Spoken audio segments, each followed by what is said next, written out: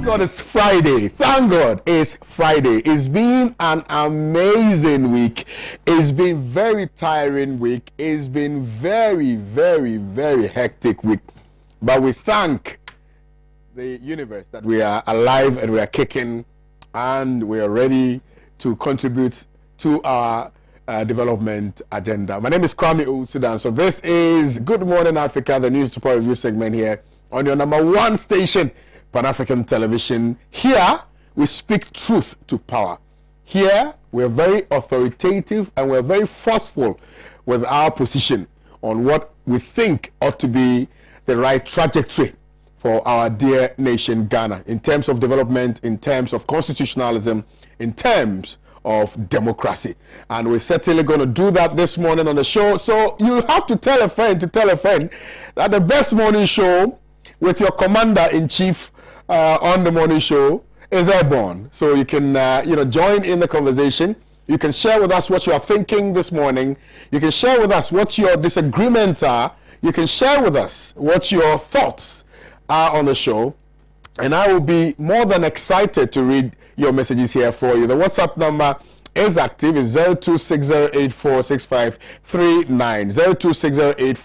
0260846539. We're also streaming live on Facebook, facebook.com/Pan-African Television. Please, I am also on Facebook, so just follow my page, Kwame Owusu Danso. Also on Twitter, it's at Kwame Owusu Danso. On Instagram, Kwame Owusu Danso. And on LinkedIn, Kwame Owusu Danso.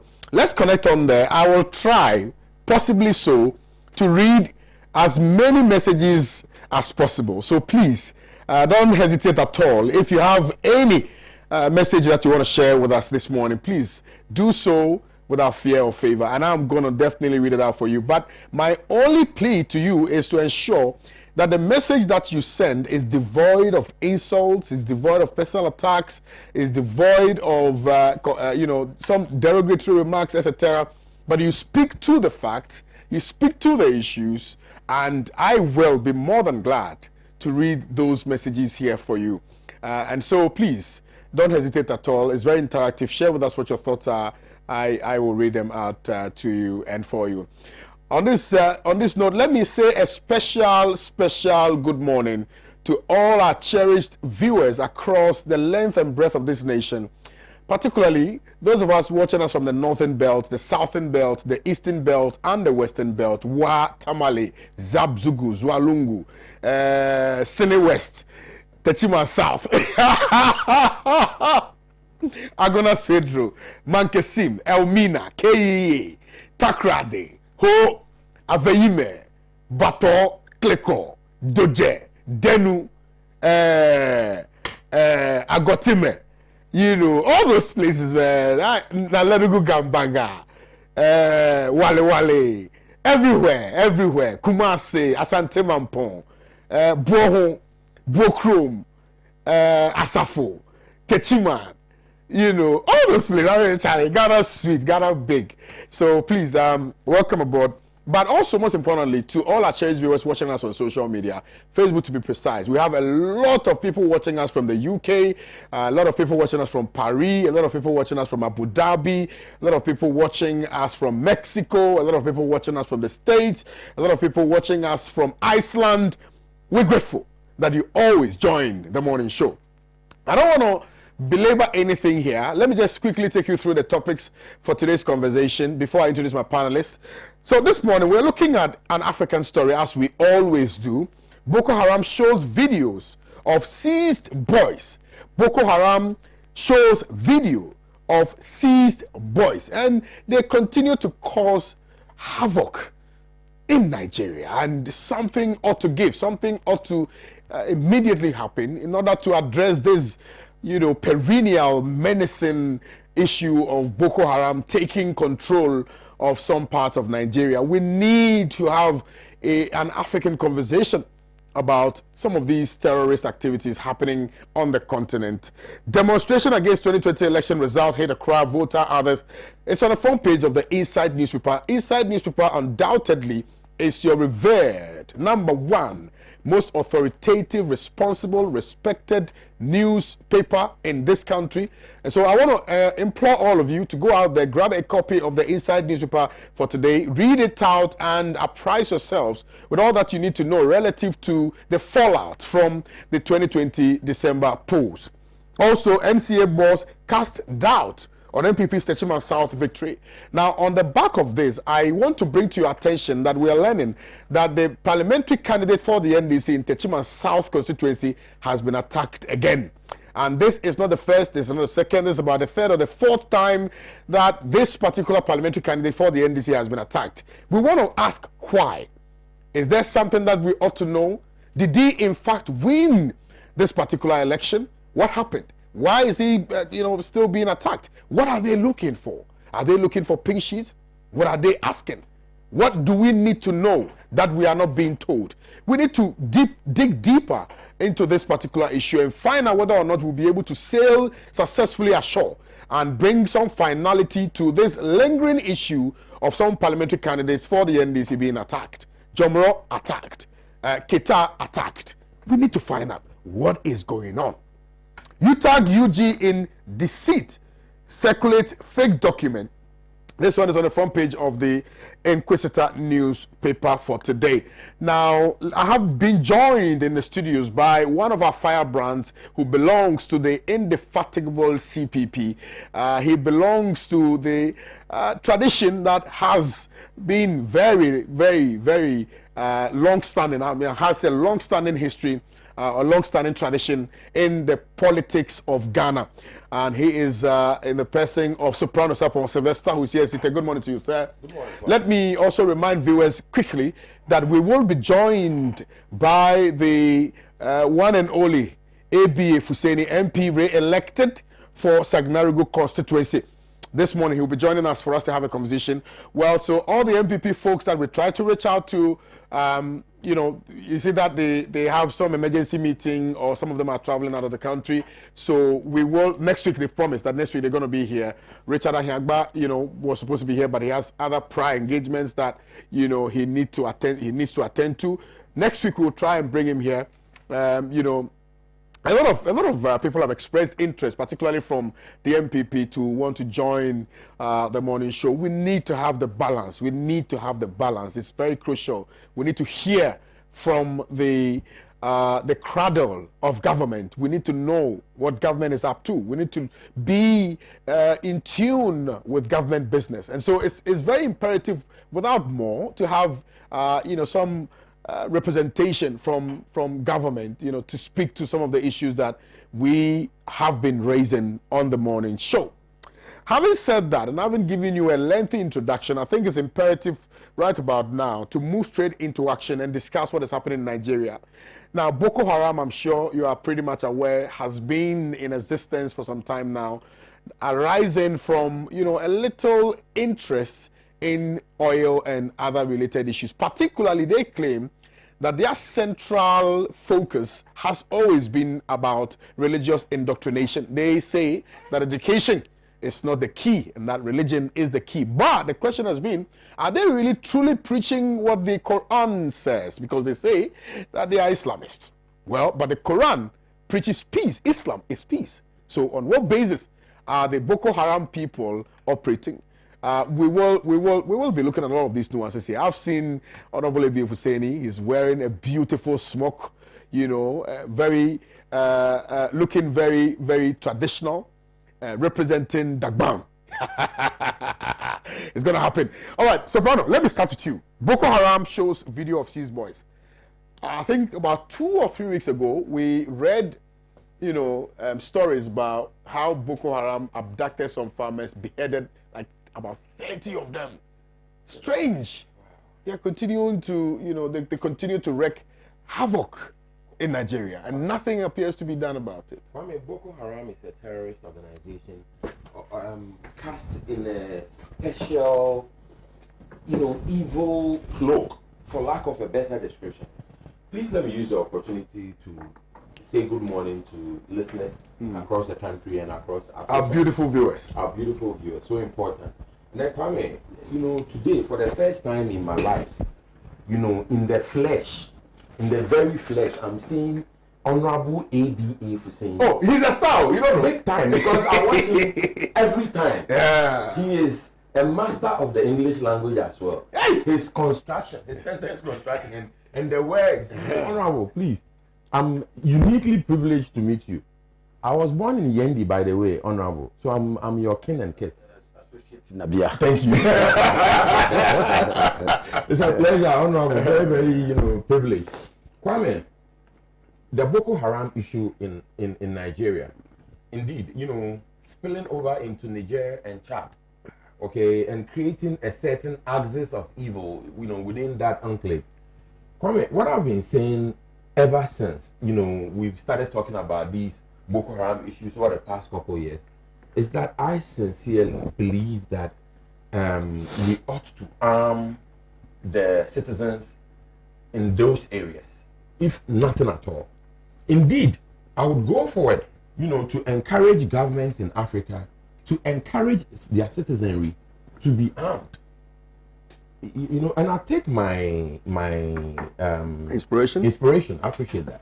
I take my inspiration from the Second Amendment to the United States Constitution, the right to bear arms.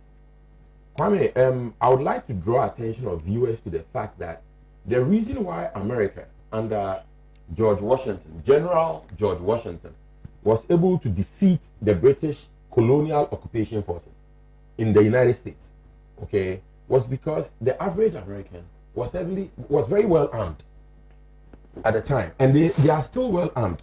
Kwame, today, if you go to America, for instance, if an entity such as Boko Haram was to spring up in America, they would be defeated in 2 or 3 days, probably less, because the average American, especially the American living in the rural area, is very heavily armed. Indeed, and they are also good engineers. That's one thing I noticed about the American. They are good engineers. Most Americans have a workshop in their home, in their garage, and I have friends who, when they acquire firearms legally from, say, Walmart or the gun shops, are even able to modify it to let it perform beyond and above the caliber of the weapon they bought, the official caliber. I'm saying that our ancestors, as an example, were armed before the advent of colonialism. If as you remember, Kwame, before Europeans colonized Africa, there were several intertribal wars occurring across the continent. You understand? The formation of all the great kingdoms in Africa were usually, military enterprises. Okay, but one thing that stands out for me is that our ancestors were always self-armed against colonial invaders and against other tribes and ethnic groupings that sought to, take over their assets, properties, families, lands, etc. So I'm strongly for the arming of citizens.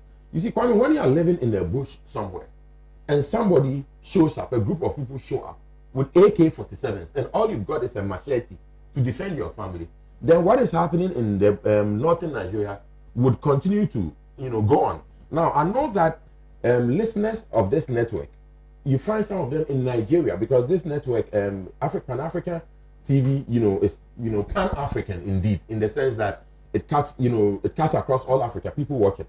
And I'm very, very confident that the Nigerian authorities pay attention to Pan-African TV, especially the ambassador to Ghana.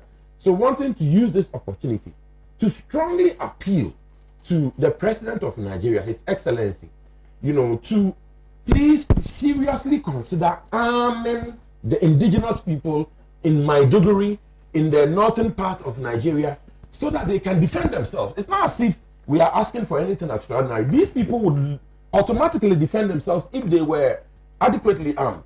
Why is the Nigerian government afraid to arm them?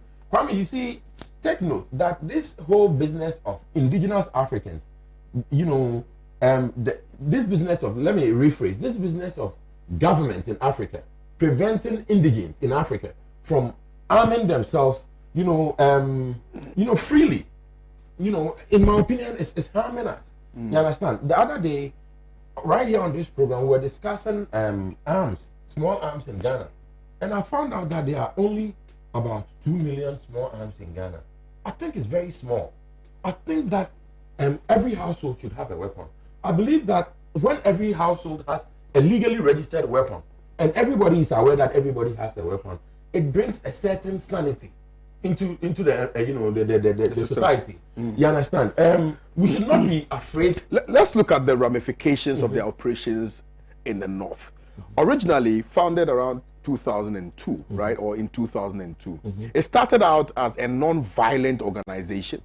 Indeed, their sole aim at the time was to purify, in their estimation, Islam. Sure. Okay, until they formed some level of alliance, or some level of alliance with the Islamic State, and the Levantes and of Iraq and the Levante and things like that. Then they began to attack people, displaced about 2.3 million people, and all of that. But you see, I think sometimes when we are discussing some of these African stories, it's important to pull parity with what is happening in Ghana, for instance. Okay. And find out whether or not the activities of our leaders has the potency of creating some semblance of Boko Haram activities in this country. We do know that we have in the past had some people described as vigilantes. Albeit that, yes, we have the vigilante law, which meant that we are supposed to disband, the operations of these vigilantes. But where are they? Are we training them? In the event that these people are dissatisfied with the operations of government for their benefit, what happens? Because some of these organizations start like that. They start out like that. And then they become a terrorist organization. And then they begin to create tension and begin to create chaos and cause problems for the nation. What lessons should we draw from all of these things? And if you look at also in Nigeria, for instance, the conduct of leadership in addressing this particular problem, to the extent that the Boko Haram people even have more sophisticated, armory than the Nigerian force. Yeah, it's yes, Kwame. You see, what I'm seeing is that the governments across the continent of Africa are not too comfortable with the proliferation of arms, even small arms across their countries. I think it is for lack of better description, I'll call it a colonial hangover. You see, because the colonial occupation forces, for instance, in Ghana, the British colonial occupation forces were against the indigenous Ghanaian being well armed for obvious reasons. You understand? And then subsequent to colonialism, when we got independence under the glorious CPP, I think that culture, continued because most governments would rather have a population that they can, adequately or comfortably control. You understand? However, I'm saying that if you are a legitimate government, then you should not be afraid of your citizens being armed. No. I'm not talking about arming your citizens. Because somebody has actually sent a message. The person is saying that the CPP man has less knowledge on the history of northern Nigerians, Boko Haram, and why it was created. The creation that has turned bad against them. They created it for political advantage. Sure. So that's what I'm saying. That in drawing some inferences from what is happening in Nigeria, for instance, right, and juxtaposing same with what is happening currently in Ghana. What lessons, what political lessons must we learn from it? Because you see, it started out as, let's form a vigilante organization. Let's try and use them for our benefit. Let's try and use them to destabilize a certain, region, for instance, in order to gain some political advantage out of that, right? So that has happened. But it moved beyond then to the point where now they cannot be controlled any longer because absolutely, because what they intend to gain or benefit from the state is not being given to them. So now they need to fend for themselves. They need to create, they need to make sure that the region is unstable so they can take advantage of it. Yes, I see. Under the guise of religious purity. Sure, I appreciate you. You see, and I appreciate the viewer who gave his views. But you see, I'm looking at the Boko Haram issue not only in the Nigerian context, because the activities of Boko Haram are now predominantly spread across the Sahelian region. Yeah. You understand? So we have a certain big problem that is slowly percolating downwards to the south. Okay, so what I'm saying is that I appreciate the fact that, for instance, linking it to the situation in Ghana as we should, so we pick lessons from it. what happened in Ayawaso under the NPP, for instance, is one such example. Of course, there was talk that special groups were being trained. You understand? But again, Kwame, if special groups are trained and they come on out there, and the citizens are legally well armed, they cannot take advantage of the citizens. Yes, if the citizens are legally well armed, you see. But even further, I'm focusing on the impact of Boko Haram and its associate entities, the impact of their activities on the African countries where they operate. You understand? And I'm talking about the Sahelian region. And it's a terrible situation that is occurring there. And I'm seriously pushing policymakers to consider arming the indigenous people. The people that are under attack, by Boko Haram are not cowards. They are simply ill-armed. So when Boko Haram, the people who went to, can you imagine, you send your son to school, 300 schoolboys arrested. You understand? Kwame, if your son was there, if you were armed, would you not protect your son? But if you are there and you only have a cutlass and somebody is holding an AK-47, what can you do for your family? You understand? So the Nigerian army, Kwame, let me say this and then sum it all up. During periods of strife, such as the Second World War, okay, there was such a thing as the resistance groups created. The best example was found in France, where you had indigenous people coming up together and forming, for lack of a better description, vigilante groups to resist the Nazis. You understand? The occupation forces from Germany.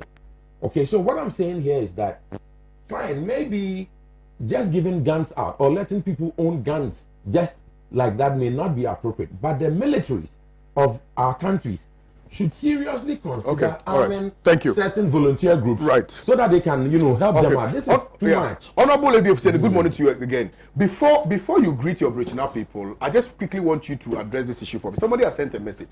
Remember I said Islam preaches peace, but this I don't know, and so I need for the purpose of education. The person has sent a message and says, "Good morning, Kwame. You said Islam preaches peace, but I disagree with you. Islam preaches subjugation. That is his opinion. So this is not my opinion. Subjugation, and that is exactly what Boko Haram is enforcing. This is what the Quran says. Surat at-Tawbah, I don't know if I got it right, verse 29. And he says, fight those who do not believe in Allah, nor in the latter day, nor do they prohibit what Allah and his apostle have prohibited, nor follow the religion of truth out of those who have been given the book until they pay the tax in acknowledgement of superiority and they are in a state of subjection." And he said English, Shakira or something like that. What does it mean? Yeah. Kwame, just responding to that, nothing can be further from the truth. Okay. In fact, Islam is a religion of peace. In fact, if you know the meaning of Islam, Islam itself connotes peace. So in Islam, they say there can never be compulsion in religion. It's a cardinal principle of Islam. Okay. That you cannot compel anybody to ascribe to your religious beliefs and principles. It's not. Okay. So there's no way. In fact, what Islam at best in reference to what you are saying can be an attitude of self-defense. That if you are attacked, all right, you have a right to defend yourself. Absolutely. So I think that should not be misconstrued. Okay. The right of self-defense in this respect should not be misconstrued as something that is aggressive. You don't take this initiative to attack somebody. Okay. But if somebody attacks you, you have a duty to defend yourself. Okay. So what then? Because if you read, I read, it cannot be. I read Wikipedia, right? Yes. And it tells me about how Boko Haram and for what purpose Boko Haram was created. And it says that initially it was a non-violent organization which was created for the purposes of ensuring some purity in Islam. So if you are ensuring purity in Islam, how do you then, create a system where now you are the one creating chaos and instability in the region? Okay. Maybe now you have to greet your people. Yeah, Kwame. Let me say a good morning to the Burkina people of the Sanaro constituency. I'm elated to share the platform with my brother here. I've listened to him on various platforms and others, and I'm especially very energized to meet him because he's one person who has championed the legendary founder of this nation, Osagyefo Dr. Kwame Nkrumah. He has no size. I mean, when they count hot things, they remove fire first. Nkrumah has no size, not just in a small country like Ghana, not even the entire African continent, the whole black diaspora. So I've listened to him and I salute him for the truth that he's spoken about, Kwame Nkrumah, your panel. And Kwame, if you permit me, I would have just held a minute silence for those who lost their lives in the course of protecting our democracy. You want us to stand? Kwame, they have paid the supreme price, Kwame, to sacrifice your life, which is the most precious thing any person has, is the mark of an altruist. That's the mark of altruism. That the mark of a true patriot who loves his country. Kwame, even some people who can sacrifice their small money self. Small money, but you talk about somebody's life. And so I want to salute all the gallant people who says, listen, yes, Kwame. Stand. 1 minute silence. Stand up for them.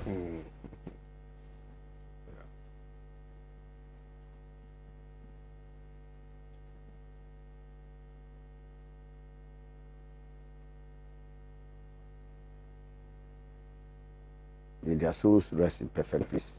Amen. Well spoken. Kwame, yes, I'm sure we'll come to this subject. Yeah, of course. So that I don't spend much time on it. Kwame, you see the Boko Haram story, and when people who especially are looking for opportunity to demonize Islam, they said the likes of the Boko Haram and others. But we forget that even in every religion, there are extremists. Look at what happened in Northern Ireland between the Catholics and the Protestants. For how many years? Look at the number of lives that have been lost as a result of the Northern Ireland conflict. But nobody, Kwame, have you ever heard Christian fundamentalism?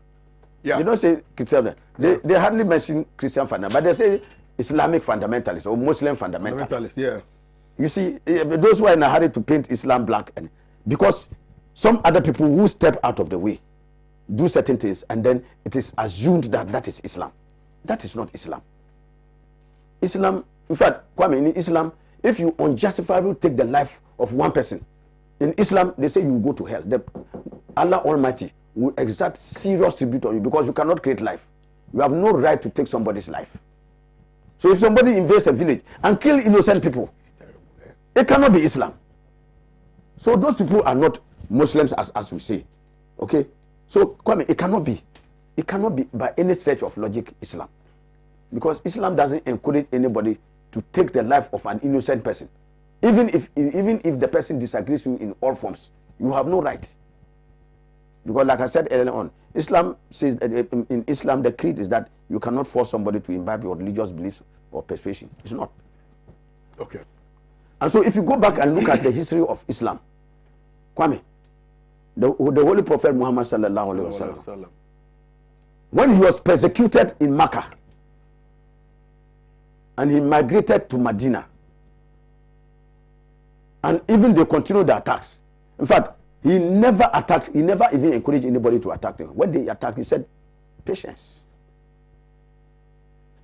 Until the matter of the elimination of Muslims became a priority for the non-believers at that time. So they were out to wipe them out completely.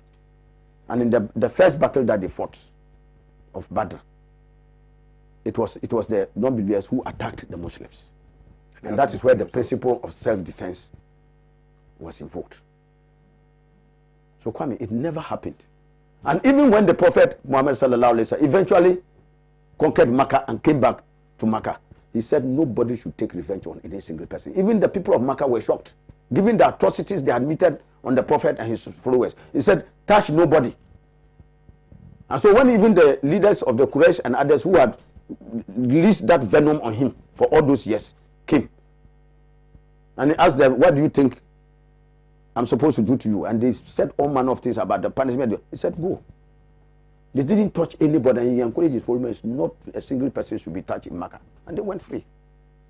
So this is the exemplary conduct of Prophet Muhammad sallallahu alaihi wasallam. And you see how Islam is so the why are these epitome of people peace. committing crimes in the name of Islam? That's what I'm saying, that people can conveniently use a platform to recruit people in the name of Islam and use them to do terrible things. Kwame, you see, even in all religions, People are recruiting people in the name. You can see even some false prophets, some other things, using the name of religion and doing terrible things. They are all over the place. Even the And so Hindus against Muslims in India. yes. Kashmir. So you have it. That's why I say in every religion you have those extremists. They are there. And so they do these kinds of things in the name of the religion. But that is not the representation of the religion. What created Boko Haram? You see, and in the Boko Haram, like you said, it started as a grievance institution that they were seeking some grievances sorted out in that part of the country. And when they didn't get it to their satisfaction, they used the religion as a tool to mobilize. Okay, so the mobilization initially was supposed to help them have an association that could champion the interests and aspirations of their people. As a pressure group. Yes, like a pressure group. And then metamorphosed, transmogrified into this terrorist organization. But I also see in this one the abdication of the responsibility of the Nigerian government. Absolutely. Yeah, that is the whole issue. Because see, the state has a bounden duty to protect all life and property within its jurisdiction. So it is one of the most important principles why all of us surrender our sovereignty, some part of our sovereignty, to the state, for the state to then take care of the interests and aspirations of all of us. So it is an unfettered right of citizens to expect the state to protect them. So the fact that Nigerian government as a decision has failed in this kind is a sad commentary. Because I have seen governments make attempts. I mean, how can a paramilitary group be more powerful than the state? A state as solid as Nigeria, with all the resources. You understand me?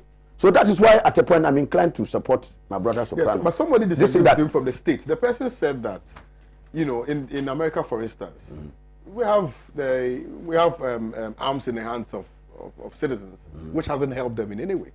So on what basis are you now saying that Nigerian citizens should be armed to defend themselves? What does it mean it doesn't help them? Pardon? When he says it hasn't helped them in any way. But we know the crime rate in yes, in the crimes, yeah, so but that one, yeah. But it's also a deterrent. You see why I'm inclined, because that's why I place the first responsibility on the failure of the state. The state's failure to protect life and property within its jurisdiction. It's an abdication of responsibility. And so in the face of this abdication of responsibility by the Nigerian government, what happens now? It now falls on the individuals to take steps to defend themselves. Kwame, because the principle of self-defense is about life. Absolutely, yeah. You can't sit down for people to just come and murder you and get away. And get away with it, yeah. You understand? So if the state has failed to live up to its responsibilities, then it's up to individuals to take steps. And that is why I am inclined to support what he said, that if even the state cannot do that, the state in communities, Kwame, like there were times in this country when crime was on the upsurge, we formed vigilantes, or how do I call them? Community volunteer groups, yes, to fight against crime. So in a community, you just get dedicated and patriotic citizens to come together, and in the night they do some patrols, yeah, to clamp down on crime and criminals. Yeah, but those groups exist in Nigeria, you know. Yeah, so I'm saying that if the federal government cannot protect Nigerians, why can't they enter into some arrangement, train some of these community people, arm them, so that they can defend themselves?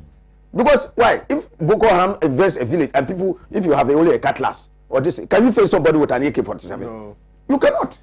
Okay. So Kwame, clearly I think that this is a matter that the Nigerian government ought to take seriously. Good submission.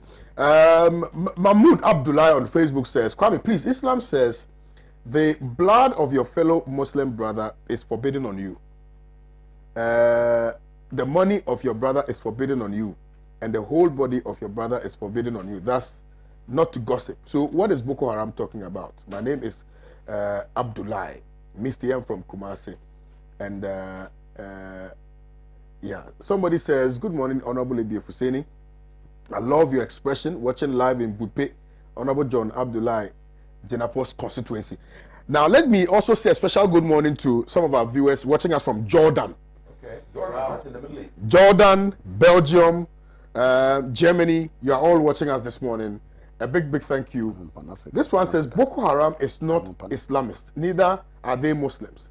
The Prophet Sallallahu Alaihi Wasallam said to us to look for knowledge, even if you will have to go as far as China. So how can you say education is forbidden? It's rather the failure of the politicians and their selfish interest. I think it goes to the heart of the conversation about political interest in some of these organizations or some of these pressure groups. Certainly, that's what I'm saying. They are pursuing interests other than Islam. Absolutely. Because if you look at even acquisition of knowledge, in those days, China was seen as maybe the furthest part of the world. And so in Islam, they encourage you that even if you have to go on foot to China to go and acquire knowledge. So Islam places premium on the acquisition of knowledge. Indeed. And also of the fact that, Kwame, like I said, you can't take any, whether it's a brother Muslim or not, you have no right to take anybody's life in Islam. Whether the person is a believer or non-believer, you have no right. You have no right. Okay. Right. Those of you watching from the UK, we see. So that is not Islam. Those of you watching us from London, we see you. No, but let's proceed. Let's proceed because of time. I mean, we need to dissect all the issues. Now, let me remind viewers that we have some outstanding topics that we're going to be discussing. Demonstration against 2020 election results hit Accra, voter and others. NCA boss cast doubt on MPP's Techiman South victory claim. The Herald newspaper reported that UTAG UG in deceit circulates fake document, the Inquisitor newspaper. I want to encourage all of you to share with us what your thoughts are via our WhatsApp number. If you are on Twitter, just kindly follow me on Twitter at Kwame Owusu Danso, and I will be more than excited to read your messages on Twitter as well. If you're on Instagram, very, very easy. Look for Kwame Owusu Danso on Instagram, and on Facebook, Kwame Owusu Danso. Please kindly share your messages there. I will be more than ready to read your messages here. People are also watching us from Dubai. They say, so now wherever it is that you're watching me from, just add it. I will shout you out. Dubai, Jordan, Belgium, Germany, UK, Amsterdam, Australia, everywhere. Just let me know where you're watching us from, and I will acknowledge that. Now, let's come to this very important issue. And I think we had a pre-discussion before the show started. Sure. And I was telling you about, how unhappy I am about some of the commentaries that people make relative to people who have decided to, without fear or favor, defend the Constitution by, demonstrating their displeasure through protest. Now, people say that, you are on the streets demonstrating, but the politicians' children or the politicians' son and daughters or whatever it is are in their homes, and you are being shot and killed. And I found that to be very, very unpatriotic, because we must jealously guard the democracy of our nation. And if we have to jealously guard the democracy of our nation, it means that we all have to be active players in this process. The fact that a politician's son doesn't want to be part of a demonstration does not preclude me, a Ghanaian, who wants to defend the Constitution, from doing that. Why is it that people think that demonstrating against a system that is retrogressive is demonstrating for and on behalf of a politician? Let me start with you, and we will feed this particular conversation into the demonstration against the 2020 election results that has hit Accra, Volta, I think Tamale, and a few other places. Yeah. Thanks, Kwame. You see, Kwame, the motivations of, say, let me use His Excellency, the former president, Osatu Dr. Kwame Nkrumah, as an example. Okay, the motivations of, say, a Ghanaian like President Kwame Nkrumah. Okay, and what he sought to change, his vision, are not necessarily what the same as his children or his offspring.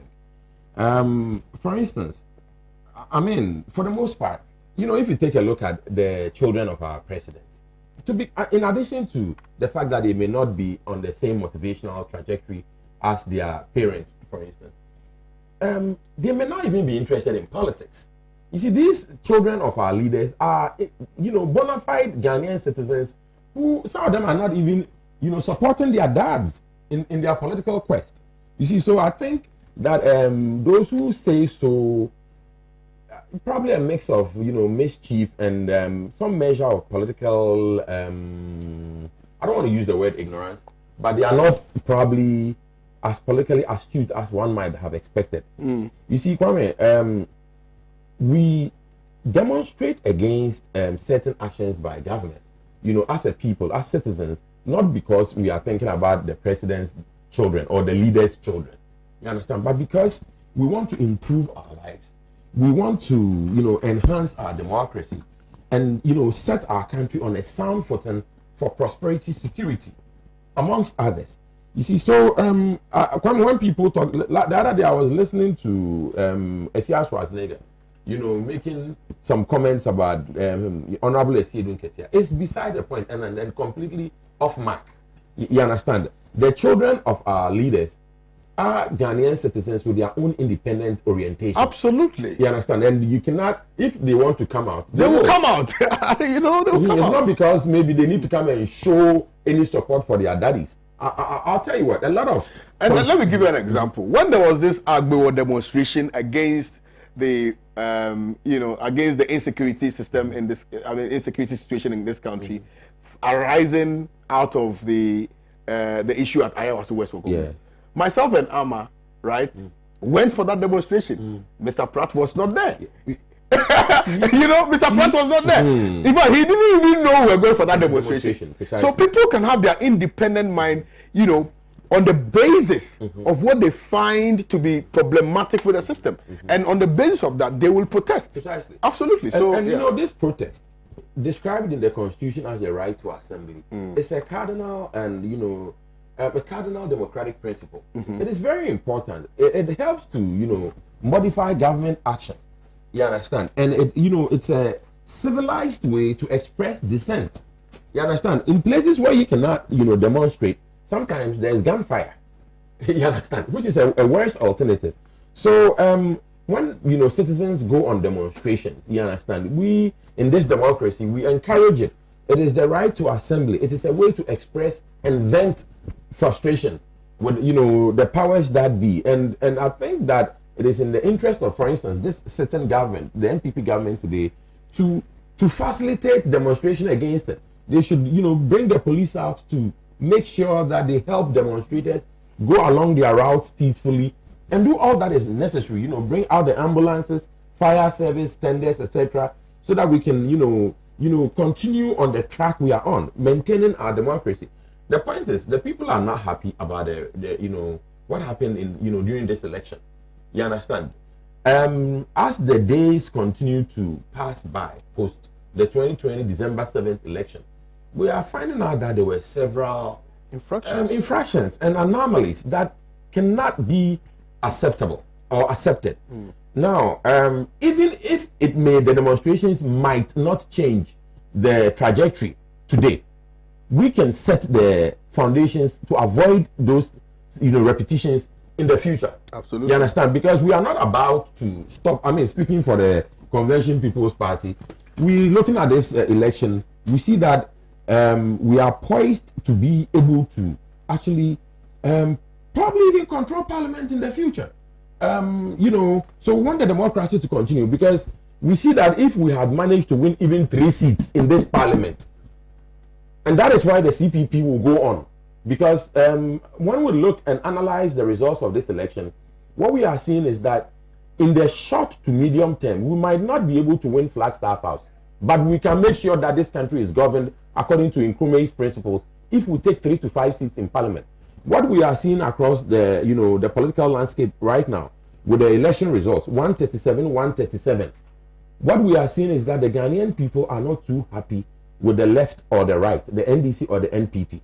You understand? But the CPP, due to circumstances beyond our control, before the past election, we couldn't stand the ground that we wanted to stand.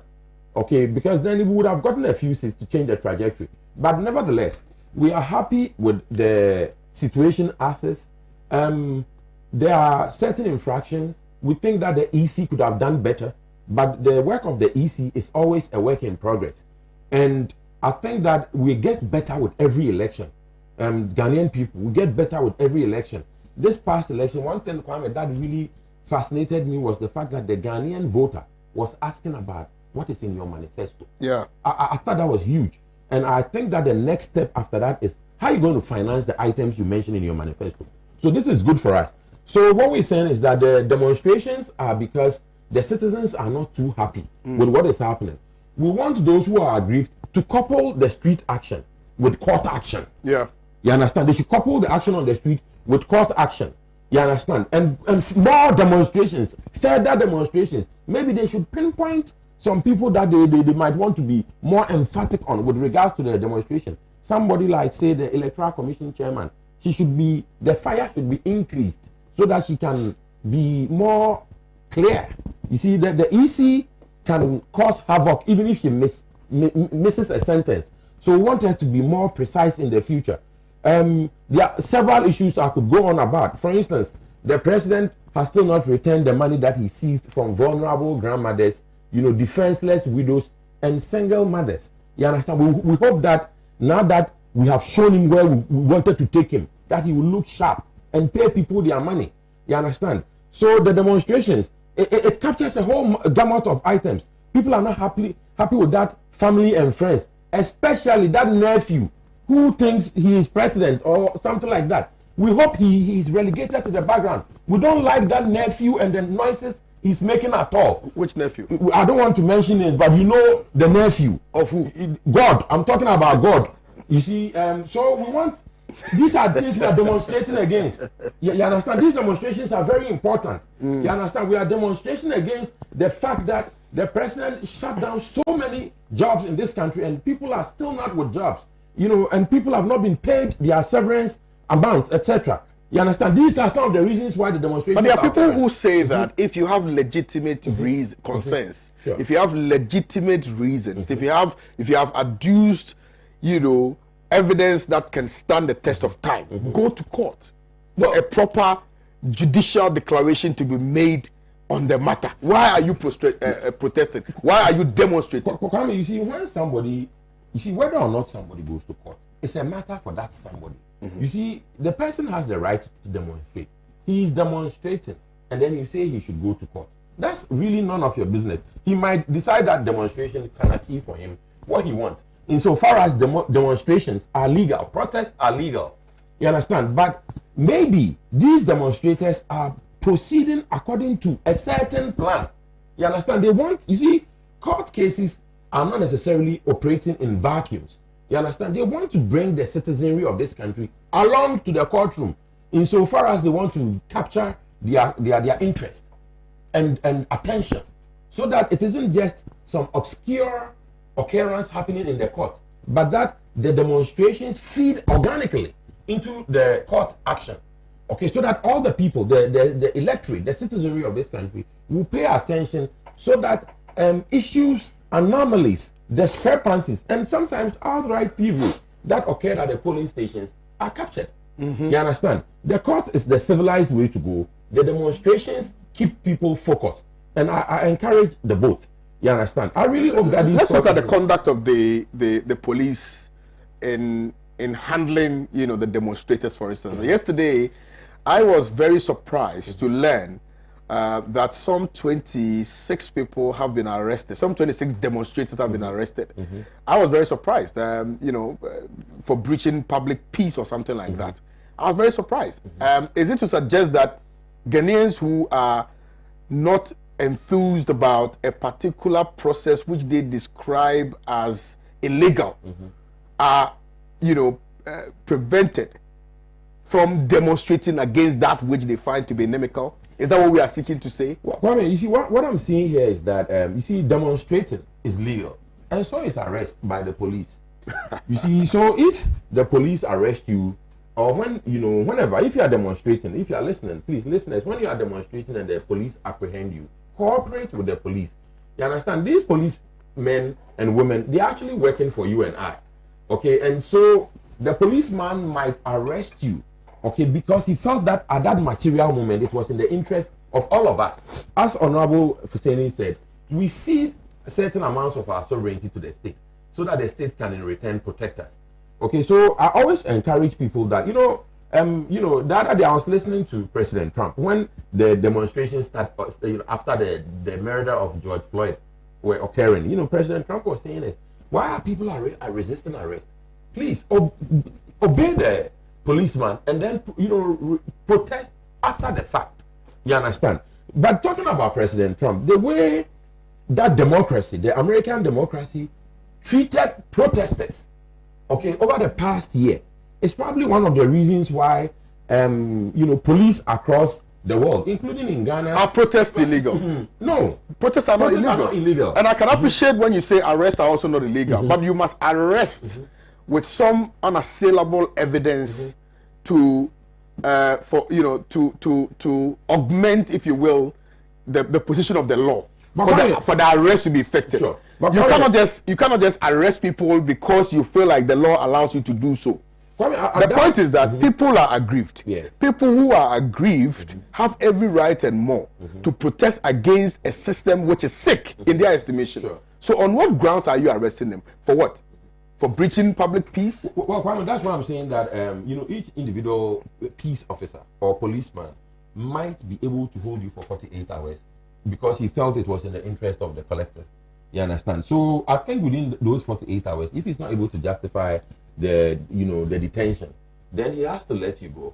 But Kwame, I think I'm asking all of these things because I'm sorry. But of course, please. But it's because we are beginning to nurture a certain culture, which culture, if not immediately curtailed, will degenerate into something else. We're in this country when journalists, spoke venom about Professor J.E. Mills, may he so find rest in the bosom of the Lord. Amen. And lawyers, respectable lawyers in this country said that, you can insult the president. It's not a problem. It's not a crime. But they said insulting the president. Yes. That insulting the president isn't a crime. But you have a journalist who and I just want us to box all of these arguments together. Sure. Because it appears that we are looking at the situation from a certain perspective, which perspective does not find expression in logic, in my estimation. Because under the regime of President Mahama, it was okay to insult Mahama. But under this administration, it's not okay to insult Nana Akufo-Addo. It's not okay to demonstrate. Albeit that, of course, under Mahama, there were some demonstrators who were also subjected to some, some brutalities, etc. Right? That's, of course, we condemn that in no uncertain terms. Somebody lost his eye and stuff. Absolutely. Yeah. However, the point I'm trying to establish is that we are creating gradually, getting to a point where the culture of silence, is returning. And we ought to do something about that with immediacy. Because demonstrators who demonstrated without, any attending distractions, etc., should not be arrested. You see, Kwame, it's interesting that media people who are criticizing government and bringing out the ills, in this particular government and its processes should not be arrested. Why are we getting to that point now? Kwame, probably. You see, my position is that the police does nothing illegal to arrest you if they feel that it might be in the interest of the state, at least for 48 hours. So in that regard, I can appreciate that. However, maybe we need to take a look at the policeman. Who is the policeman? And I'm not talking about a particular arresting policeman. I'm talking about the recruitment of the average policeman in this country. You understand? Because it appears that what you are talking about is a certain lack of professionalism. You see, that is causing them to make some of these arrests, which you think might not be appropriate. And if that is the case, then it's probably because of what we are hearing, that so-called vigilantes are co-opted into the security forces.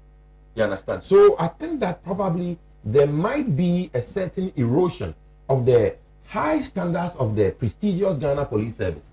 In which case, then we hope that remedies will be taken by the appropriate authorities. I'm not talking about politicians. I'm talking about the professional policemen who maintain standards. Absolutely. You see, and then Kwame, just to say this, in conclusion, we are increasingly calling upon our bigger political parties, who have been dominating the Fourth Republic, to do well to strengthen the Public Services Commission and probably seriously consider the appointment of our security services officials, the top ranking internally. To be done internally, or by Absolutely. the Public Services Commission or something like that. Because I read in one of the newspapers today, I forget which one, the call on the IGP to resign. You understand? But these calls are happening. They're calling on the IGP to resign because the person, whoever is doing so, is not happy with the performance of the police during this election and these demonstrations, etc. And these occurrences are happening because the IGP is appointed by the president. You understand? The electoral commissioner is appointed by the president. The chief of staff is appointed by the president. The president is appointing everybody. But what is occurring is that the NDC, when they are in power, enjoy the benefits of the state. So they don't move too aggressively to modify. And so to the NPP, which is why we in the glorious Convention People's Party were hoping Ghanaians would have given us even 2 or 3 seats with your electoral shock. So that we would shock the NDC and the NPP. But instead, honorable, instead, you know what they did? Somebody sent me a picture of 2 chicken. There was 1 red chicken and 1 black chicken. And they said that the CPP before and after the electric shock. Before the electric shock, we were red. After the electric shock, you turn black. All right. All the politicians and those interested in politics should go and obtain a copy of the Declaration of Human Rights and read it thoroughly to be able to understand politics. Not just jump on the platform and start pontificating, I beg your pardon, about your subjective points instead of coming out with objective ideas. I wonder why Ghanaians are not asking Jemensa to produce the Techiman South results so we can settle issues. These are legitimate questions that have been posed. Good morning to you. You've written a very long message. Right, I'm speaking from Tamale. I want to ask all media houses why ever since the administration of EC to have announced wrong figures, none of you have been able to engage Madam Jen Mensah. Well, you can't even get her to interview her. That I can assure you. KOD, anyone that comes to defend Kennedy Japan from, Master, what are you talking about? Anyway, let me say a special good morning to those of you. People are watching us from all over the world. Somebody's watching us from Doha, Qatar, Tel Aviv, Holland, Italy, Malta, Monrovia, Liberia. So thank you to those of you who are watching us from all those places. So if you're watching us, wherever it is that you're watching us, kindly let us know. We will acknowledge the country that you're watching us from. Honorable Abi Ofuseni, let me now come to you and share with us what your thoughts are in the sort of this subject matter. Sir, please. Thank you very much, Kwame. Kwame, let me say ab initio, and let me make this call to all Ghanaians, all those who truly love this country and love our democracy, to stand up and be counted. This is the most crucial moment in the history of our country, when there is a conscious attempt by an alliance of evil that has been fought between the MPP and the Electoral Commission to steal the verdict of the people. Kwame, never should we allow a situation where at the citadel, at the pedestal of our democracy, that is at the Electoral Commission, you institute and entrench a rigging machine. Kwame, that will spread the death knell of our democratic process. If you allow what is being done currently, if this evil experiment is allowed to get through, where the Electoral Commission can rig elections in favor of a party and then have it entrenched at the headquarters of the Electoral Commission, Kwame, Soprano, our democracy is finished. It's finished.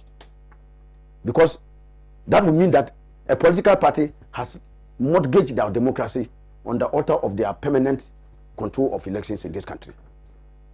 And that is the end of our democracy.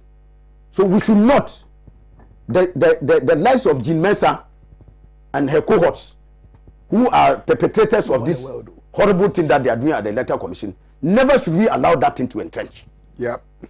So it is in the light of that, Kwame, I see patriotic Ghanaians rising up, not just to speak against, but to challenge this evil practice that is being attempted, is being foisted on this country.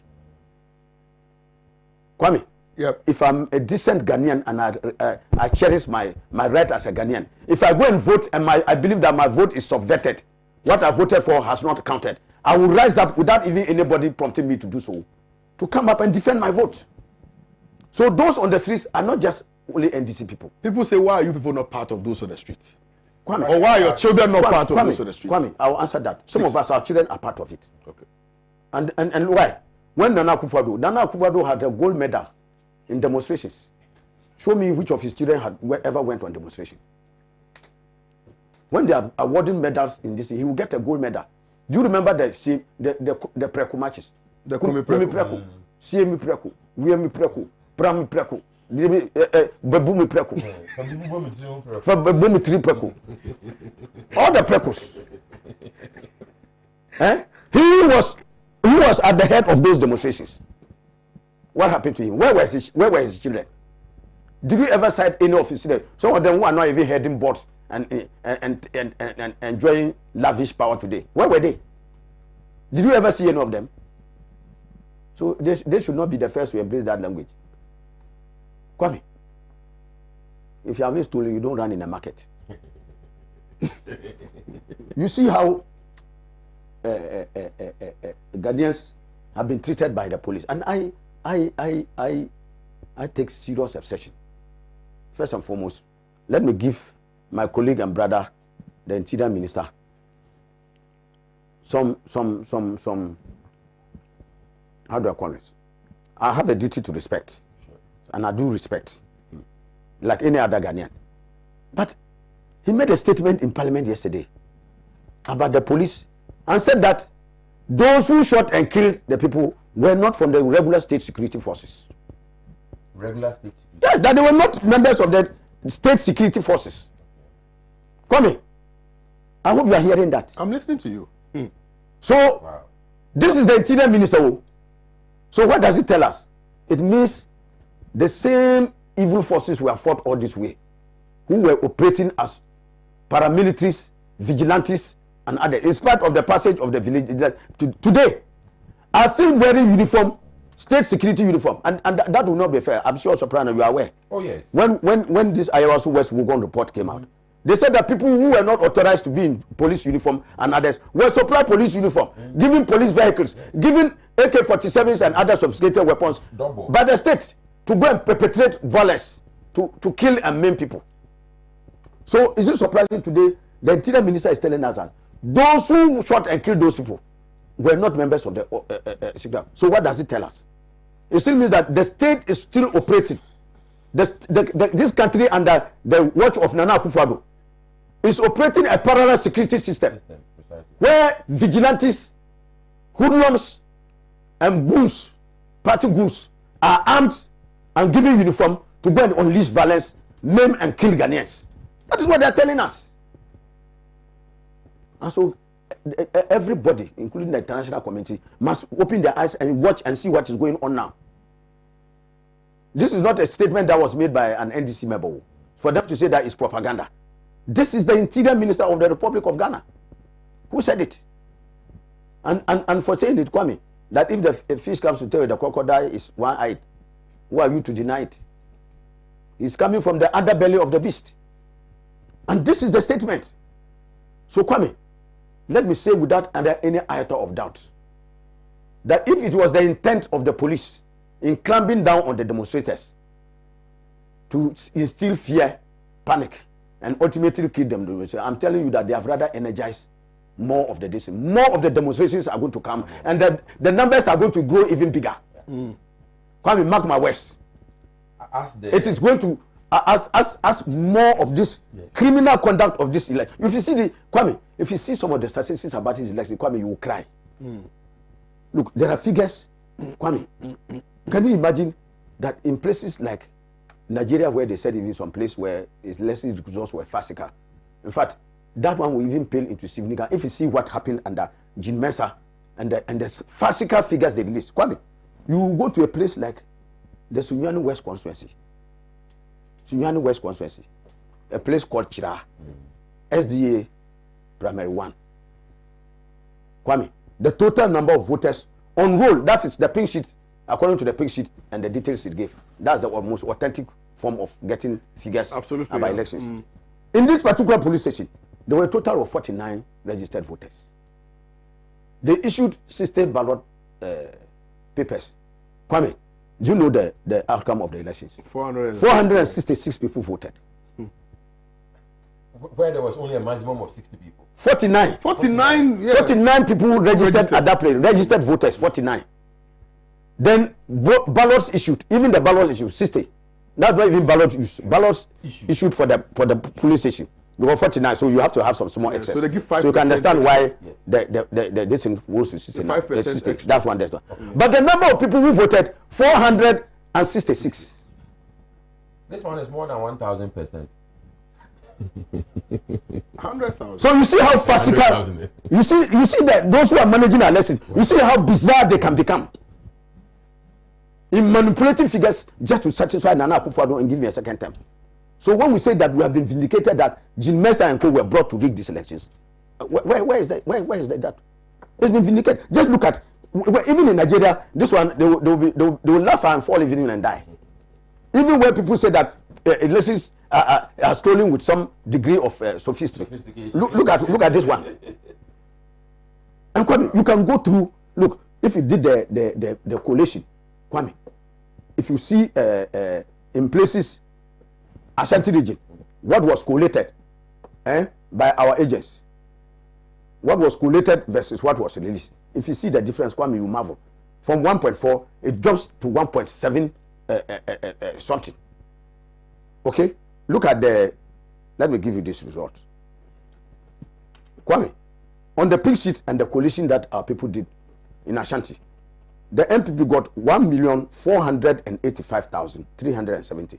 When they collated, they got 1,795,824. Wow. Now look at President Mahama's vote. The coalition from the pink sheets, and this is the most authentic document, 698,515 for President Mahama. Look at what he got, 653,149. Monumental. So you see that while they are padding MPP votes, they are bringing down President Mahama's vote. So add the cumulative effect, and you see what you are going to have. Disastrous. This is the thievery, and this is what we are talking about. That if you have this caliber of people running our elections, they are mortgaging our democracy. We should never allow that to happen. And that's why I'm saying that all well-meaning Ghanaians must rise up. Why? People are in a hurry to ask you that. Go to court. And my brother Soprano mentioned issue about going to court. Kwame. Yes, sir. Me and you are playing match. And you are dictating to me which players I should select. Is that your prerogative? You want to win your match. If you say I'm bringing incompetent players, it should be not to your benefit. Yes, is that not the case? You should be happy. You should be happy so that you can weave your way through and go and score your goals and win your match. Why are you concerned about the method that I use? And in any case, Kwame, the very people who are telling us about court, when it's time for court and we think it's appropriate, we will take it. But I'm just indicating to you, go back and look at when did Nana Akufo-Addo go to court in 2012. He went on December 28th. 27th. 27th or 28th thereabout. 27th. Okay. Are we anywhere close to December 27th? No, even after the Gazette, you have to go to court after 21 days after the Gazette. Yes. So when was the result Gazette? 17. And you want to organize yourself. So Kwame, that is the first plan. Number two, they are talking about court as the basis for changing the results. Is that not the case? Absolutely. You remember the first result Jean Mensa announced? That fraudulent result she announced at the first time. You remember before she went to do the 3 changes. Where did she go to court to change the result? Should she have gone to court to change the results? Are we not being told that to change the result you should go to court? Yes. So Jean Mensa is above the law. Yeah. But I think that the EC has demonstrated that it's Yes. an independent. So if you are autonomous independent, autonomous, even omnipotent, add it to them. They are omnipotent. They are above the law. Is that what you are saying? That the EC is above the law. The law doesn't catch the EC. If they say there's a law that the result must be changed, and then you can only change the result when you go to court. So the EC there, they can change the result at will. So even today, Jean Mensa sleeps and wakes up again. She can come and hold another press conference today and give us another result. But she's been doing that, and there's nothing you have been able to do. So because she has been doing that, it's legal. So what are you? Is that what we are saying? They take her to court. If what she's doing is illegal, take her to court. That's why I'm saying that even before the court, there's a court of public opinion. Yes. Even before the court, there is a court of public opinion. Why? It is not for nothing that the constitution of this republic vests sovereignty in the people of Ghana. And it enjoins on every Ghanaian to stand up and fight to protect our democracy. So if anybody is running our democracy down, is threatening to collapse our democracy, it is the duty of everybody Ghanaian to stand up and fight. So those on the streets today are fighting to rescue our democracy from the hands of these wicked people. And not because they are related to President Mahama or anything. Exactly. Kwame. So on what law, on what authority did Jean Mensa stand to change the result of the first election she announced? And Kwame, take judicious notice of this. This is the first time in the history of our country. Not even the elections that was rigged by NLC for Buzia and all those things, the scandalous things they did after the overthrow of Kwame Nkrumah. We have never had a scandalous election like this particular one. And farcical results that are being declared by the Electoral Commission than this one. You come and declare election result, you total all the things, and it comes to 103%. What was your total? 103%. As a political party, what was your total? When you collated all your figures, when we did that according to the polling station, it matched because that was the authentic result. 100%. So you have your collated figures. Yes, we have them, Kwame. For some of the things that I read for you. And the pink sheet is the most authentic document. Okay? So it couldn't have. How can you run an election and the total of the decision 103 point something percent? Even in the end, 103 point even something. Jean Mensa's mathematical world. Very farcical. Okay? Then you come back and say you are correcting the result, and then there's a worse percentage. All the percentages, they don't add up. They fail to add up. Because, Kwame, when you have stolen, you forget that in stealing there are numbers. The numbers will not add up. If somebody got 1,400,000 and something, and you go and steal 310,000 and add to it, when you are going to balance it, it won't balance. Because the product of the theft will not match the reality of the figures that you have on the ground. So that's why I say that, Kwame, when somebody passes bad on you and you are overzealous to retaliate, you bring out the reality. You swell yourself badly. And that is what the Electoral Commission did. They were overzealous to rig. And in the process, they have messed the entire... MPP said that in 2012, when they disagreed with the verdict so declared by the EC, they went to court. So, and... Kwame, don't go far. I'm sure you are touching your head. Obra Sport, they overturned people's cars and broke people's windscreens. You remember? Do you remember that they gathered at Obra Sport? I do remember they gathered there. Is Obra Sport a court? Obra Sport, it be court. But it not be EC office. But it be court. But you went to EC office. I say Obra Sport, it be court. No, it not be court. They should tell us, they should stop this Makwala politics they are doing. But I'm indicating to you, Kwame, and I take that very serious. If Jean Mensa can arrogate to herself the right to infringe the law by going to change election results, and she did it 3 times.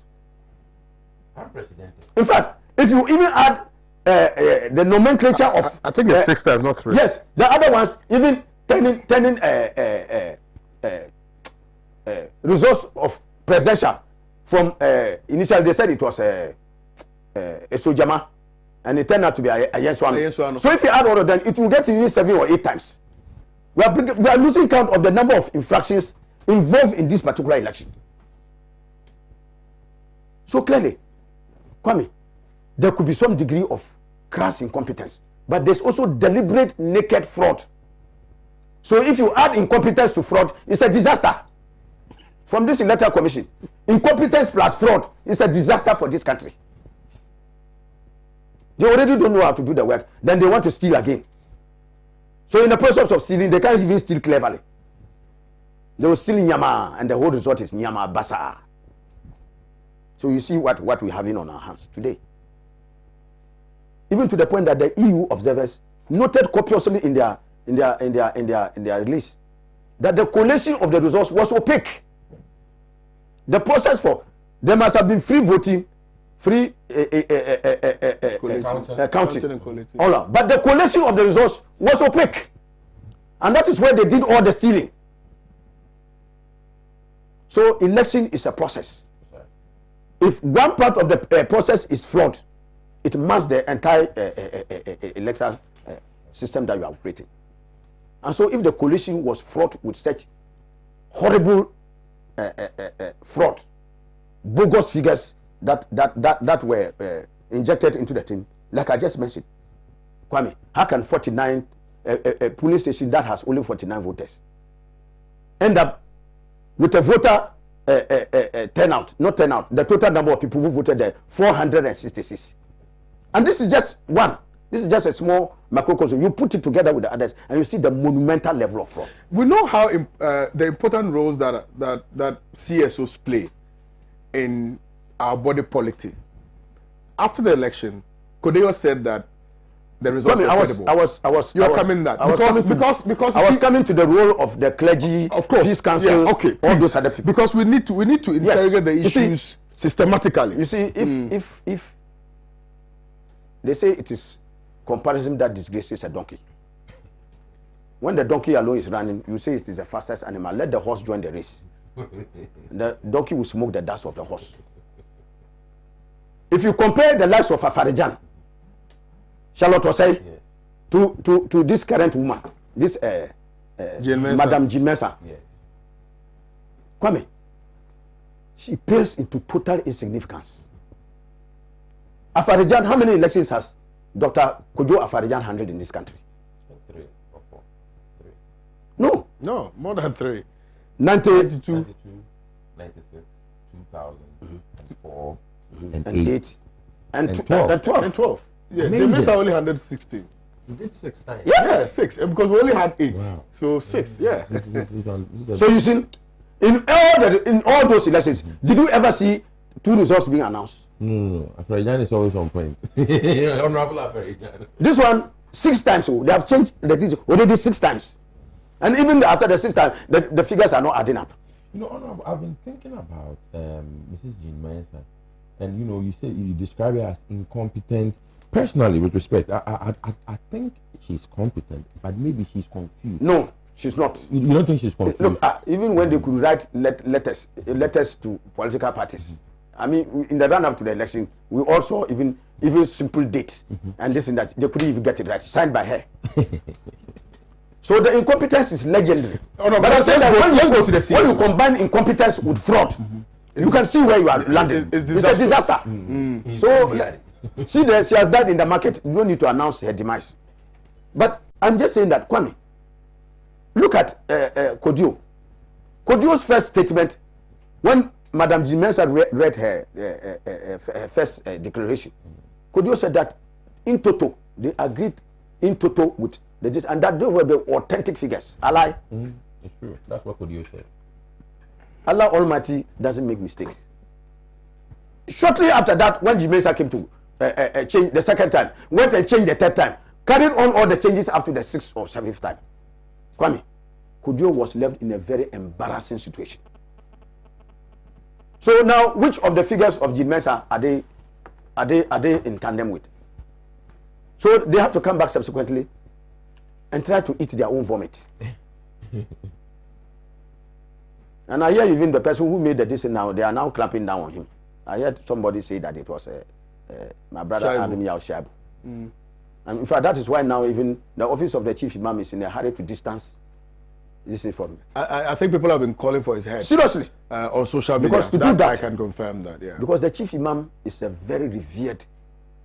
This is a man of immense respect. He's a human being, but I can tell you the chief imam he holds himself in high esteem. Yes.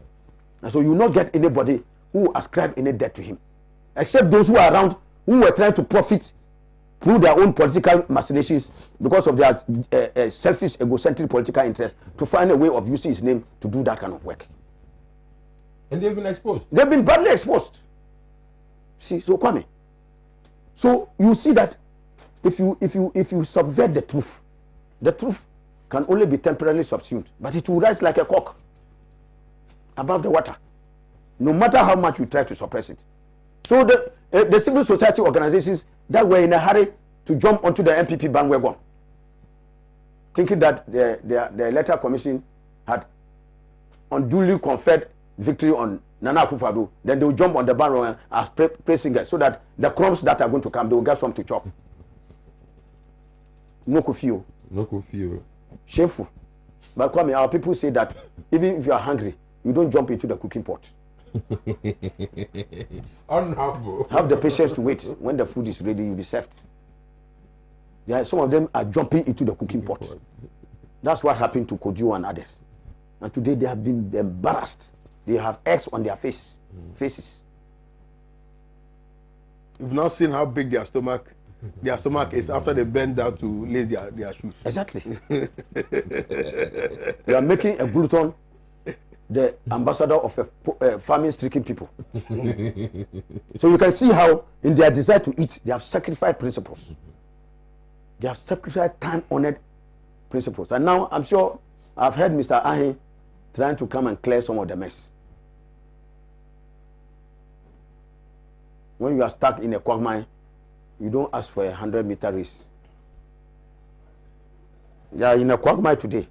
They should first think of how they can clear themselves from the mess. So Kwame, their sad story is already in the public domain. Right. The Peace Council, all these other people.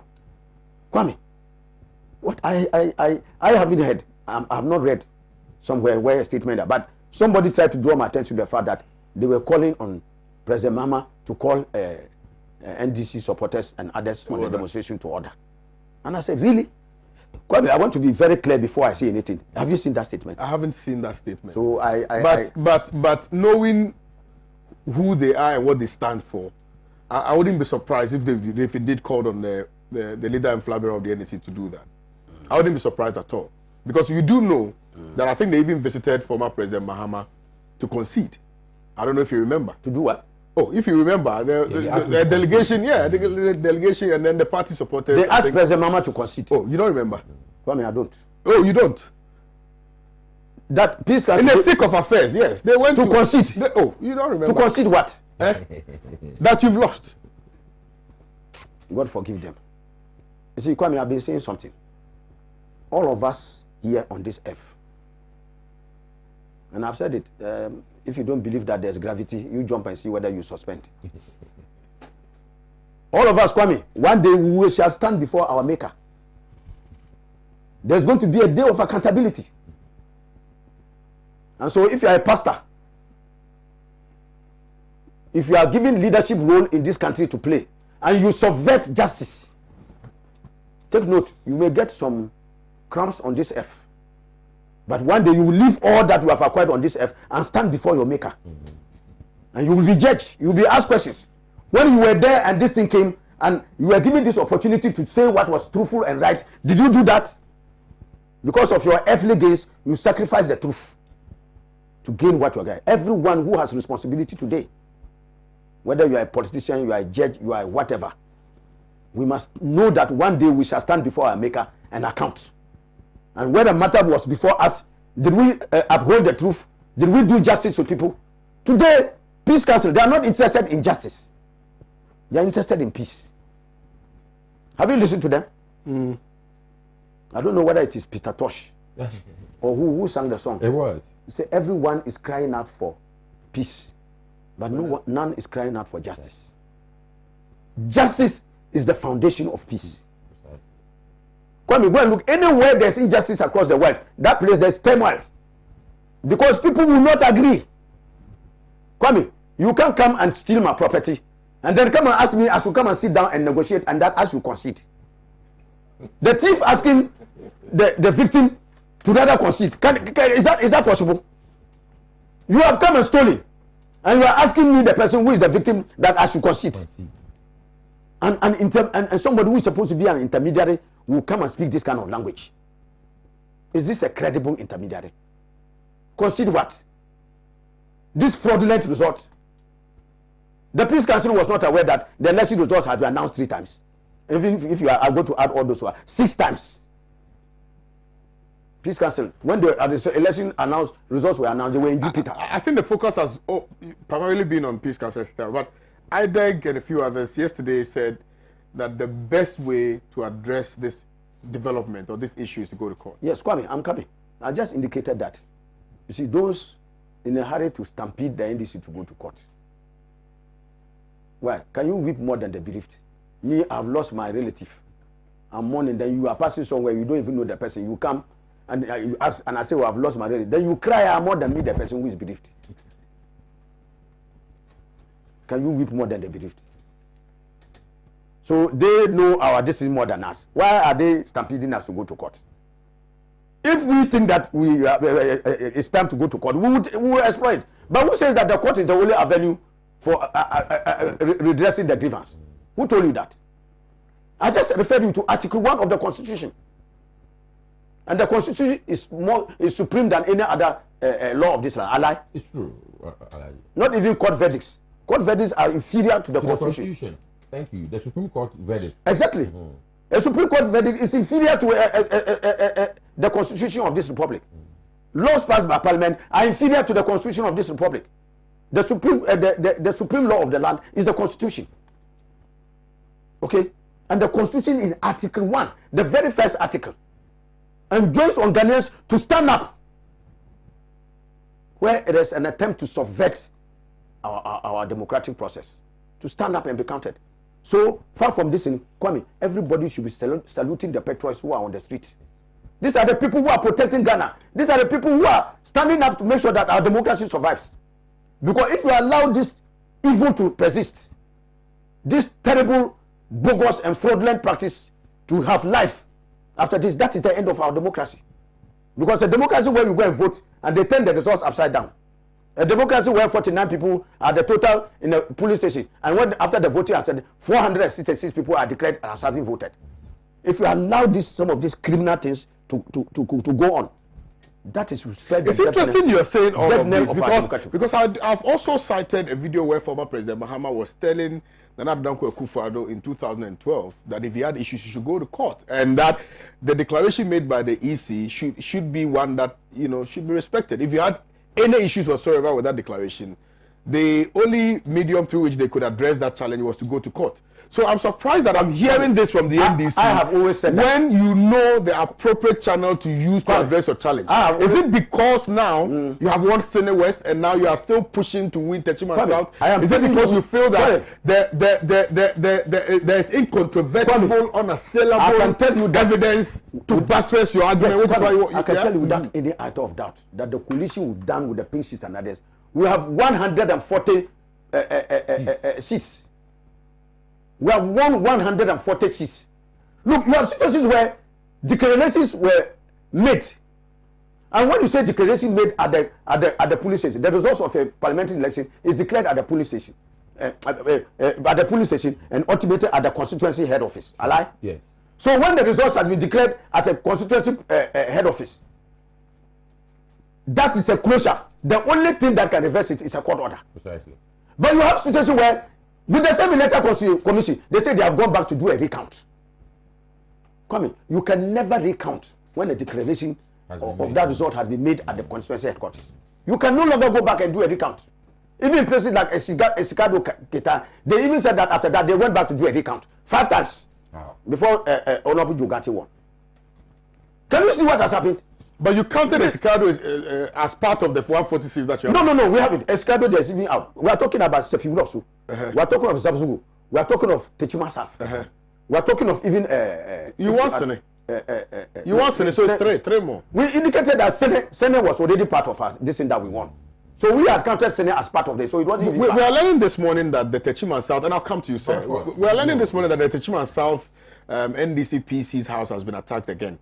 Yesterday, we also got a win of the situation in Zabzugu. Yes. The fact that some people who describe themselves as military people were in that constituency to take the biometric, the BVDs from the electoral commission's office. I just want us to get into that and find out what is happening. That is what because your parliamentary candidates are being attacked. Jomoro, for instance, was attacked. Yes. Kita was attacked. Of course, Techiman South attacked. Zabzugu attacked. What is going on? What is the political machination? At all levels, all of us have received threats. I tell you, Kwame, but I can indicate to you, I said that the Almighty who created me has put my day. No human being on the face of the earth. I fear no human being on the surface of this earth except the Almighty. And I want to salute the Otunfo. Osai Tutu the second. It's a fearless and wise king. He said, "Mo bi amfa tu be huna huna ye." Me, I'm not a Ashanti man. So I'm not an Ashanti man. You should congratulate me for even saying that. Kwame. And he said it. That we should not be petrified into inaction because somebody can just bring a gun and come and threaten you. Kwame, we should stand up. Everybody has an expiry date. Every one of us has an expiry date. And when that day comes, the day the all mature, you will expire. Otherwise, you will not expire. You can even have all the guns around you. When that day comes, you will expire and the guns will be around you and they can protect you. You understand me? So that is so nobody should have any fear. And I'm urging all Ghanaians to stand up and make sure that this aberration, this attempt to kill our democracy, this fraud and bogus results that are being churned out is not allowed to have a stand. All right. And to endure. Kwame, look at the people of Zabzugu, and I want to salute Pan-Africa. Yeah. This is how journalism should be done. You are an epitome of journalism excellence. That you do breaking news and get things that are of critical concern to them. What you did in Zabzugu, I salute you 100%. I have been a media man for over 30 years. I've won national awards.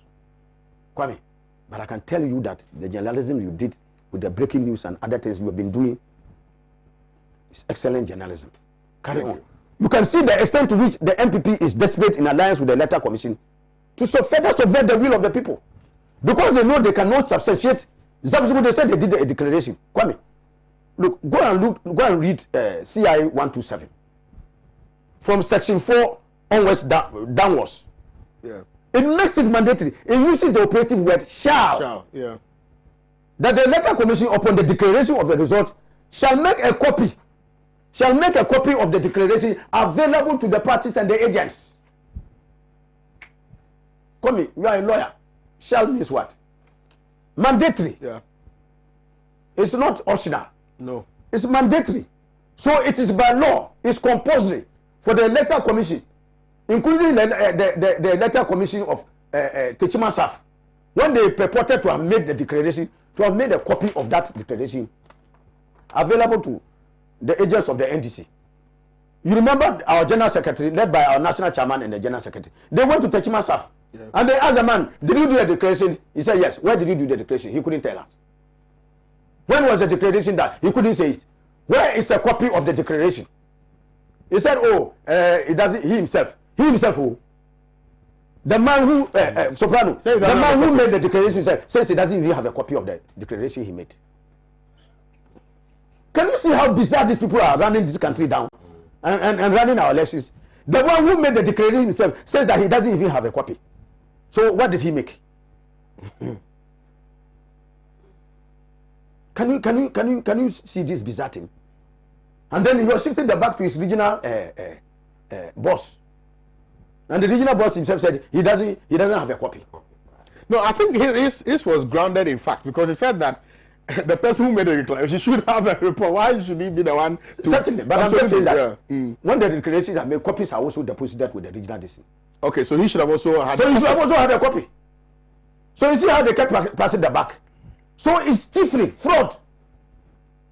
That's why I said that if you have stolen, why are you running a market? Kwame, that is why, and by law, go and read CI 127 again. I just indicated to you. The Electoral Commission is mandated to keep the data for at least one whole year. So that in cases of challenges like this, it should be possible for the data to be released. We had information to the effect that they had instructed some of the decisions to delete. That has been debunked by the EC. Yes, Kwame, the sweetness of the pudding is not the aroma, it's in the eating. Say we are going, we shall see. When demand is made for all the decisions, if they have not delayed, we shall see the truth. I've said that truth is like pregnancy. When it's 1 week old, you see it. But you hide it when it is 9 months. We shall see it. So let's not be in a hurry. We shall get to the bottom. My time is up. So, Kwame, I salute the people of Zabzugu. Right. Including the Yelzolana. The Yelzolana is the paramount chief of the Zabzugu traditional area. He's a gallant chief. They came out in their numbers. People who were wearing military uniform. These are the hoodlums the MPP has put uniform on. And there are those they are sending down to go and retrieve ballot boxes. Kwame, do you know that all this suffering we went through at Sene West? Yeah. The guy who went and snatched the ballot box. You know that he's the youth organizer of the branch where the ballot box was snatched. Christian, what is it called? I forgot his other name. He's the youth organizer of the MPP in the police station where the ballot box was snatched. He is also in charge of premix distribution. So you are looking at his premix. If Edison should come, this premix, where am I going to get it again? So because of premix, he went and snatched ballot box. Premix politics. Can you see? Can you see what happened? That they artificially wanted to steal Senate West by going to snatch a ballot box. And this is the MPP youth organizer of the police station. The Director General of Premix Distribution in that. Honorable, I think my time is up. But let me say, So Kwame, yeah, I am just urging Ghanaians, look, Yeah. that far from being petrified into inaction, what they are setting the police to go and do with the this nationwide. yeah. Kwame, this one is the scorpion. The snake is coming. The snake is coming. All right. So a special good morning to those of you watching us from Brazil, Massachusetts, Oxford, Bahrain, Iceland, Austria, Tokyo. Is it Tokyo or Tokyo? Indiana, Tokyo. Tokyo, Indiana, Malaysia, Berlin, Kuwait, Vienna, New York, Austria again, Japan, Zabzugu. Yeah, Zabzugu. Those of you watching us from Zabzugu, and those of us watching us from Milan. Yeah, Milan, Russia. Yeah, I'm seeing Russia. Somebody says, please, what is this man's name? His name is Honorable A.B. Fuseni, the Britannia of Saginago. Right, so my time is up. You want to make a quick intervention? Please. What I wanted to say is that, as you know, the bedrock of democracy is elections. So when we have an electoral commissioner that is able to somehow translate 49 votes into 460 votes, 466 votes. There is cause for concern. You see, and then she declared the results 6 times. It is some type of a travesty. I smell a fish. What I'm asking is, how come the NPP appears to be in a state of desperation? Because, and I'm saying this, as a third party member, the NPP is clearly desperate. I see it. We sense it. We see it in their actions. Why? Why is President Nana Akufo-Addo's party in so much trouble? Why has the NPP performed so terribly? Has it got anything to do with the family and friends issue, the God factor? Okay. That he's always disturbing us, although he's not an elected official. Yeah. Kwame, and I'm London. Yeah. So because one thing we can just say, we can say for sure, is that President Akufo-Addo won this election not because of the private sector is the engine of growth or the one district, one factory this thing, but rather it is because he foisted and cloaked upon himself all the fantastic policies of the Convention People's Party, for which reason he managed to scrape through by the skin of his teeth. Kwame, he has not won the election. Yeah. Thank you. Let me indicate to you clearly that, look, in the current dispensation, MPP has 169 members of parliament. The NDC has only 106. That huge majority has been decimated. Yes. So for somebody to set aside all your 63 advantage and now has even 140, it tells you clearly that you have lost the election. All right. So there's no iota of doubt. Okay. That they are only seeking to rely on Jimesa, who was recruited to come and do that dirty job. To get the figure through. So she's some kind of a so we have viewers also from Denmark, Germany, Hong Kong, Columbus, Ohio, Kingdom of Bahrain, Navrongo. I like that. Ashaiman, Nima, Owusu, Kasua. Owusu is Massachusetts in Kumelika. Absolutely. Israel. Somebody's watching us from Israel. Somebody says smelling a fish with a smile. Italian red hats. Look. All those of you watch, somebody says, I'm proud to be a Dagomba man. Thank you, Father ABA. And the messages are... We are all Dagombas here.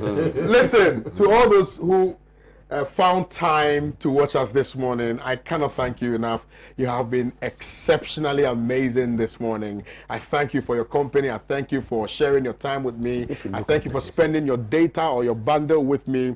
I cannot thank you enough. I'm grateful. Continue watching Pan-African television. We are definitely going to make sure that we supply you with all the information that you need, because most of you are not in Ghana, so we need to apprise you with everything that you need to know in Ghana, particularly in relation to the 2020 polls and the aftermath of same. My name is Kwame Owusu, so it's been an absolute pleasure serving you this morning. I definitely am going to come your way again on Monday, but tomorrow is Alaji and Alaji. You do not want to miss that. Also, tonight there's Carol's night here at Pan-African Television. So if you are within the the enclave of Abelinkwe, Achimota, and all of those other places. In fact, if you are from Tema, whatever, you can come to the premise of Pan-African Television, which is in Abelinkwe, to join us this evening for our Carol's night program. It's going to happen tonight.